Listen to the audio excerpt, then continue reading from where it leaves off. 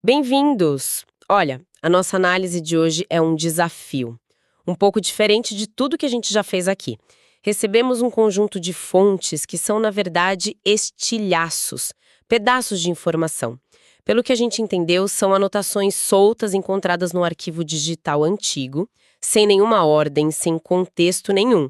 E a nossa missão aqui é ser meio detetive, sabe? Tentar montar alguma teoria, qualquer que seja, a partir disso. Eu vou ler os fragmentos exatamente como eles chegaram, tá? Bem devagar. O primeiro é: si riscata likewise industry nostro live.com. O segundo: lo spessore del nostro ceca. Depois, uma palavra solta, nesic. Outra frase, ma of making of the weekend. E por último, dois bem curtinhos, standing ovation e checa B. É isso, um quebra-cabeça com peças que talvez nem sejam do mesmo jogo. É um material fascinante, de verdade. Essa ausência total de contexto, ela força a gente a mudar a abordagem, né? A gente não está aqui para achar a verdade. Isso é impossível. O nosso trabalho vai ser mais explorar as possibilidades. É quase como, sei lá, uma arqueologia de dados. Cada pedacinho é uma pista, mas também pode ser uma armadilha, né? Levar a gente para um caminho totalmente errado. O legal vai ser a história que a gente consegue construir. Exato. E por onde a gente começa no meio desse caos? Acho que pelo mais óbvio, talvez, os idiomas.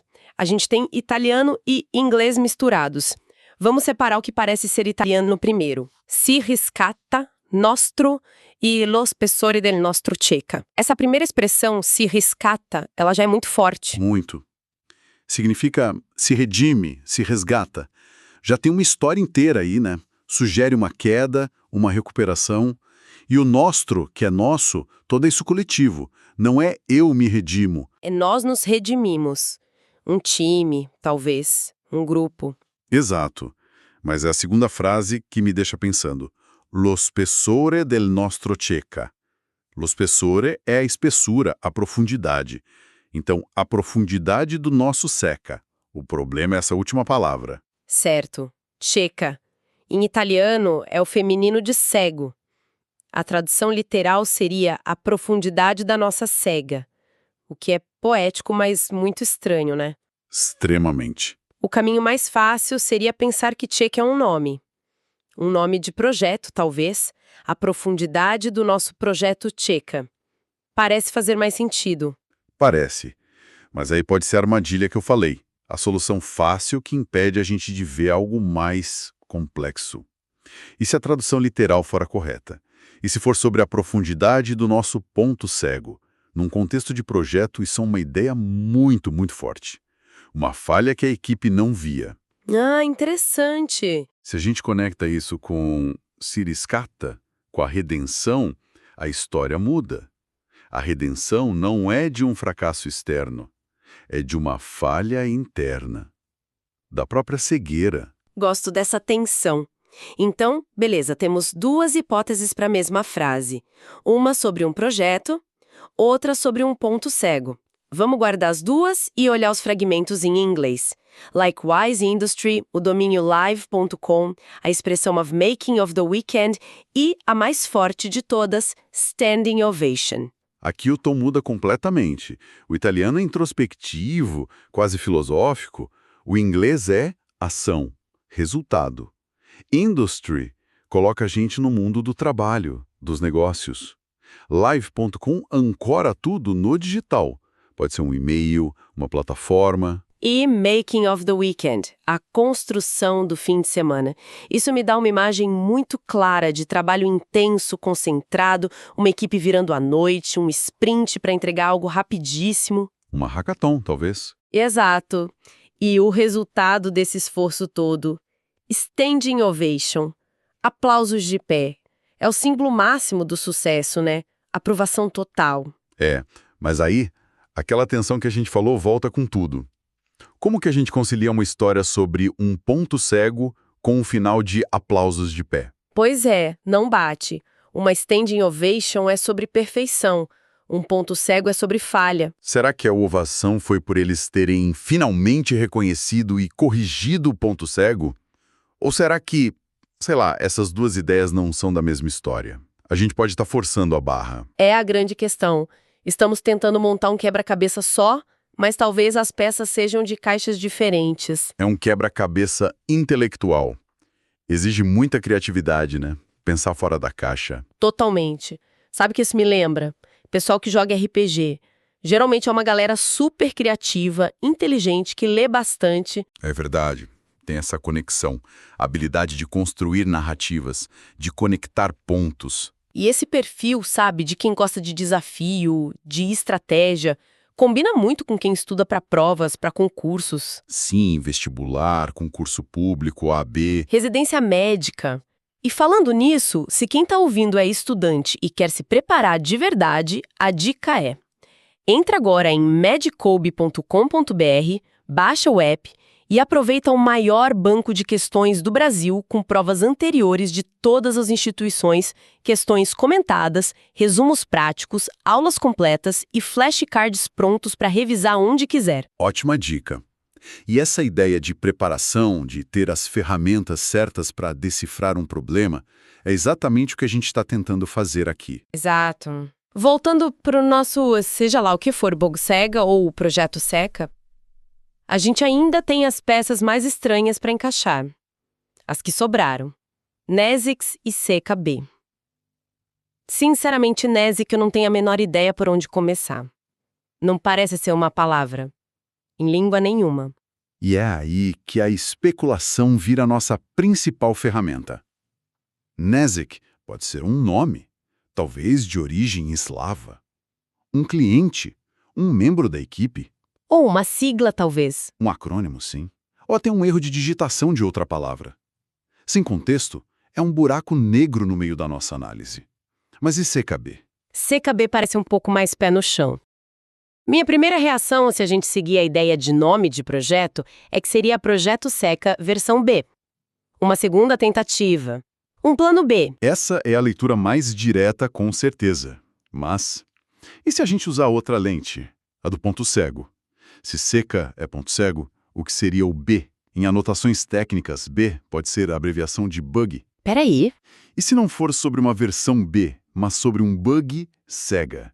Um erro no sistema causado por aquele ponto cego da equipe. Uau! Nossa! Isso transforma a história inteira. De repente, o Making of the Weekend não é sobre criar algo novo. É sobre consertar um erro gigantesco. E a redenção, o se rescata, vira literal. Eles precisam resgatar o projeto da beira do precipício. Exatamente. Vê como agora a gente tem duas narrativas completas. E completamente diferentes. Mas as duas são plausíveis, usando as mesmas peças. É incrível como uma letra pode mudar a história toda. Olha, se quem está ouvindo curte esse tipo de mergulho, de montar quebra-cabeças assim com a gente, aproveita para curtir e se inscrever. Ajuda demais a gente a continuar trazendo essas análises. Com certeza.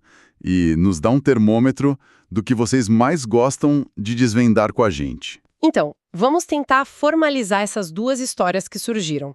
Qual seria o resumo de cada uma? Certo. Vamos chamar a primeira de A História do Sucesso.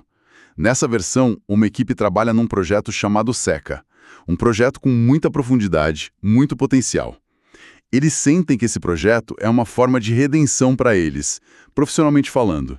Durante um fim de semana de trabalho maluco, eles criam a versão B, ou um produto novo chamado NESIC.